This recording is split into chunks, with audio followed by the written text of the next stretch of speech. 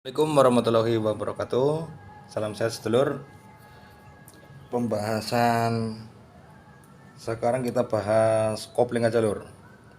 Bagaimana cara kerjanya kopling pada sebuah sepeda motor. Kalau tahu komponennya, kalau tidak tahu cara kerjanya kan bingung menganalisa kerusakannya gitu kan ya lur ya, kurang lebih begitu ya. Ya kalau ilmu apalan itu ya mungkin bisa lupa, tapi kita sama-sama belajar pemahamannya lah, walaupun mungkin nantinya aku kurang jelas atau kurang sempurna lah dalam penyampaiannya, ya semoga bisa diterima baik kekurangan atau kelebihannya ya lur ya. Ini pembahasan umumnya ya lur, umum pada kopling sepeda motor. Untuk komponennya ada kampas kopling, ada plat kopling, ini ada busing dari porosnya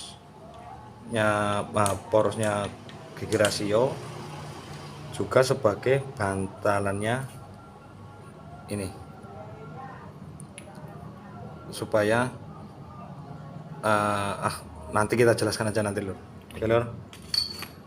Terus ada per kopling. Per kopling ini untuk menekan antara kampas dan plat kopling supaya terikat kencang gini. Terus gimana cara kerjanya lur? Ya. Cara kerjanya aja langsung apa ya? Ya, oke lah. Untuk pemasangannya nanti aja lur, belakangan. Sebut saja ini rumah koplingnya kampas kopling. Ini.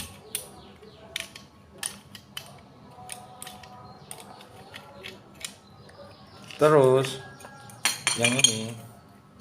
yang ini kita sebut rumah plat kopling. Di dalam satu bagian ini anggaplah ada dua rumah, begitu ya lur. Pemahamannya mungkin begitulah. Terus komponennya ini, yang rumahnya kampas ini gigi ini terhubung ke putaran truk as. Oke, gitu. Terus yang menuju ke putarannya gigi rasio ada di mana? Ada di rumah kampas kopling. Di sini. Ini nantinya di sini. Nah, gitu. Oke. Nah, begini. Ini nanti yang menghubung ke gigi rasio diteruskan ke roda belakang. Terus yang gigi ini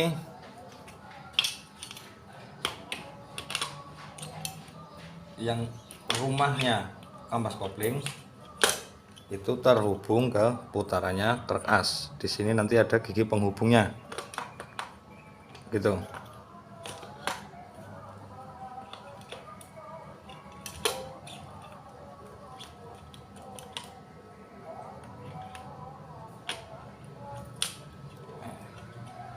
Jadi di saat ini berputar terus terhubung ke gigi rumahnya kampas kopling, hanya rumah kampas koplingnya saja yang berputar tanpa memutar poros gigi rasio yang ke gigi roda belakang. Hanya begini, ini mutar, hanya ini yang berputar, poros ini tidak berputar. Yang memutar poros ini adalah rumahnya plat kopling. Ini rumah plat kopling. Ingat lagi, satu bagian ini ada dua rumah. Satu rumahnya plat kopling, satu rumahnya kampas kopling. Bagaimana kedua-duanya bisa bekerja bareng? Yaitu bila ada kerapatan antara plat kopling dan kampas kopling. diikat begini. Nah, terikat kencang baru dua-duanya bisa berputar secara bersamaan. Artinya kampas kopling ini berputar sesuai putaran kerkas.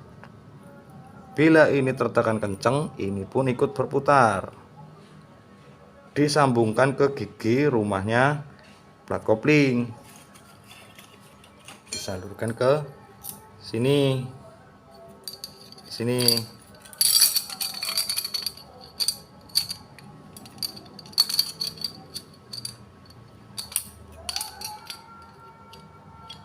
Nah, sini.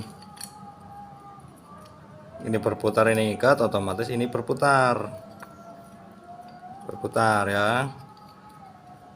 Kalau ini dua-duanya berputar bersamaan, otomatis akan memutar porosnya gigi rasio, poros ini. Nah, gitu, putar. Untuk menekan kedua material ini digunakanlah per kopling. Ini makanya kalau per koplingnya ini lemah, secara langsung ini pun tekanannya lemah. Efeknya apa? Kalau muatannya ringan, motor itu bebannya ringan, mungkin masih bisa respon. Tapi kalau motor itu bebannya berat, nekannya ini slip dulu, biasanya slip dulu itu, karena ini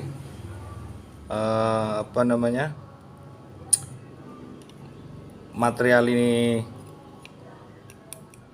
sama-sama keras misalkan, atau ininya lembek, itu tekanannya untuk nekannya ini lambat, responnya lambat. Terus pengaruhnya lagi juga ini, kalau kurang responnya atau tenaganya kurang pada kopling, kampas kopling ini sudah bantat, walaupun masih utuh tapi ini bantat itu keras lur, keras. Nah, kerasnya itu bisa disebabkan ya karena jeleknya material juga, atau faktor dari pemakaian, usia pemakaian. Karena kan oli itu dengan sirkulasi oli muter-muter terus panasnya mesin itu kan sama aja, ini kayak digodok itu loh, kayak direbus itu. Kalau materialnya jelek ya gampang keras, mateng lah istilahnya. Makanya harga kampas kopling ini itu bervariasi tergantung kualitas materialnya ini, tahan panas atau enggak. Ini kan fungsinya sebagai pengikat. Nah, karena kan nggak mungkin misalkan ini pakai logam juga. Kalau logam ketemu logam pasti selalunya nggak akan bisa terikat, pasti akan licin terus, akan lepas terus, lolos terus. Ini beda halnya dengan material yang kayak ya hampirlah kayak kampas rem gitulah. Nah, pemahaman gampangnya ya, coba aja kalau kampas rem kalian itu diganti sama plat besi gitu kampas remnya, kira-kira begitu buat ngerem bablas atau langsung berhenti, bisa dicoba lah. Tapi kayaknya ya nggak ada yang mau mencoba. Ya sama halnya dengan inilah, kalau ini keras ya pasti daya ikatnya kurang. Terus yang untuk menekan per itu mana? Ini. Nah, ini di saat ini dibaut, ini pernya. Nah, per ini nekan, dibaut. Begitu kopling kita tekan atau gigi persnel yang kita injak, yang kopling manual itu, ini kan ketekan ini loh, tes. Nah, ketekannya itu berarti memisahkan ini, memisahkan ikatan, bukan ikatan cinta ya lor, ikatan kampas dan plat kopling ini gitu. Jangan apa-apa cinta. Nah, Nah, begini lur.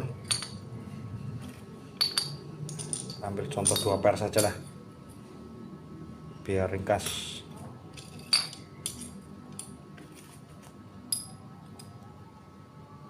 Nah, ini sebagai medianya untuk mendorong,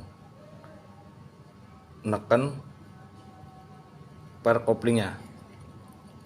Jadi di saat ini ditekan, plat ini mempunyai tekanan, ditekan, bukan tekanan batin loh, ditekan ya.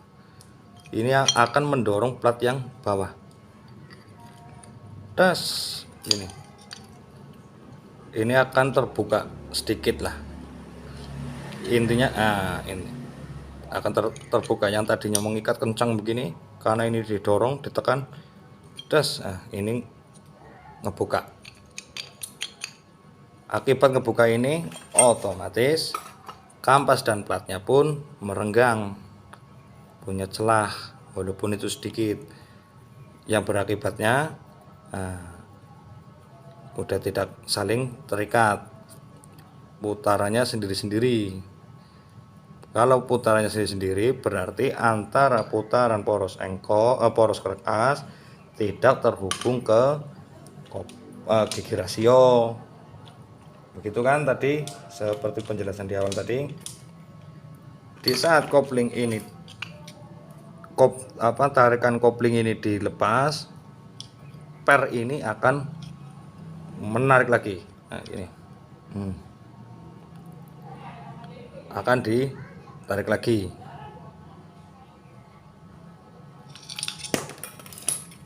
untuk menekan kampas dan plat koplingnya. Begitu ya lur, semoga ya sedikit-sedikit ada gambaran-gambarannya lah, gambar-gambaran supaya lebih paham gitu. Oke lur, berhubung udah mau maghrib, udah lama juga, kita coba cara pemasangannya. Yang saya pasang ini contoh saja ya lur. Ini motor Suzuki Smash. Ingat lagi lur, ini rumahnya kampas kopling, dan ini dengan yang ini rumahnya plat kopling. Itu ya lur, yang perlu digarisbawahi itu.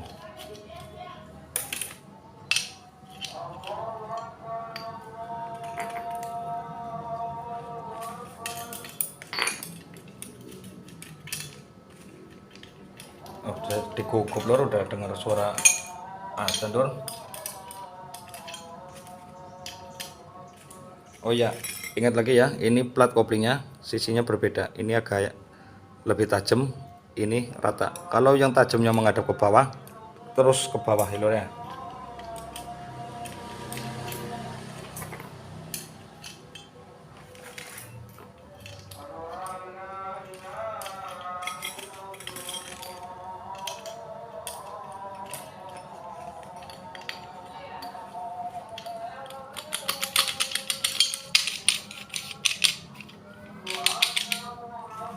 Oke lur, setelah pemasangan kampas kopling dan plat koplingnya jadinya begini.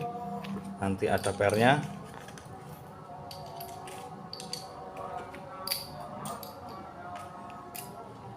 Ini sebagai bantalannya, ada batang penekannya. Setiap batang penekan ini pasti mempunyai ada bearingnya, supaya putarannya itu lebih halus, Oke sedulur, terima kasih buat waktunya. Berhubung ini udah terlalu lama, juga sudah mulai adzan terdengar. Yang mau beribadah lanjutkan, langsung terus ibadah.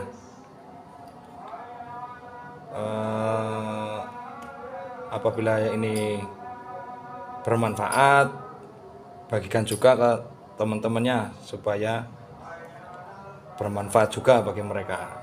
Apabila ada kekurangan, silakan dikasih kritiknya, juga solusinya kayak apa, yang lebih syukur, ada yang lebih bagus, jadi kita saling belajar. Oke, terima kasih. Assalamualaikum warahmatullahi wabarakatuh.